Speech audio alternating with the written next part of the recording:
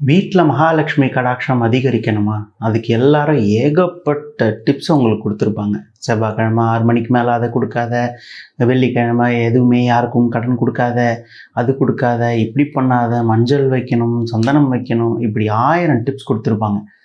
ஆனால் உண்மையாக மகாலட்சுமி கடாட்சம் அதிகரிக்கணும்னா என்ன தெரியுமா பண்ணணும்? நம்ம நிறையா கொடுக்கணும். எவ்வளோக்கு எவ்வளோ கொடுக்குறோமோ அவ்வளோக்கு அவ்வளோ புண்ணிய பலம் ஏறும். எங்கே புண்ணிய பலம் ஏறுகிறதோ அங்கே தான் மகாலட்சுமி இருப்பாள். ஏன் தெரியுமா விஷ்ணுவை கல்யாணம் பண்ணிண்டா மகாலட்சுமி? ஏன்னா விஷ்ணு பதவி அடையிறதுக்கு கர்மமும் புண்ணிய பலமும் ஏகப்பட்டது தேவை. அதனால் விஷ்ணுவுக்கு மகாலட்சுமி பொண்டாட்டி அப்படிங்கிறதுலையே நம்ம உணர்ந்துக்க வேண்டியது என்னென்னா, எங்கே புண்ணிய பலம் அதிகமாக இருக்கிறதோ, எங்கே கர்மித்தனம் இல்லையோ அங்கே தான் மகாலட்சுமி குடியிருப்பா. நீங்கள் ரொம்ப பண்ண வேணாம். அட்லீஸ்ட் சனிக்கிழமைகளில் முடியாதவங்களுக்கு ஏதோ ஒரு சாப்பாடு வாங்கி கொடுங்க.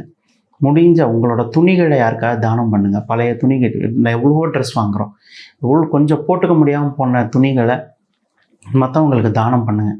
இந்த மாதிரி தானங்கள் மூலமாக நீங்கள் பெறுற ஆசீர்வாதம் தான் உங்களுக்கு உண்மையான மகாலட்சுமி கடாட்சம். அதில் தான் உங்களுக்கு வாழ்க்கை அடுத்த லெவல் போகும்.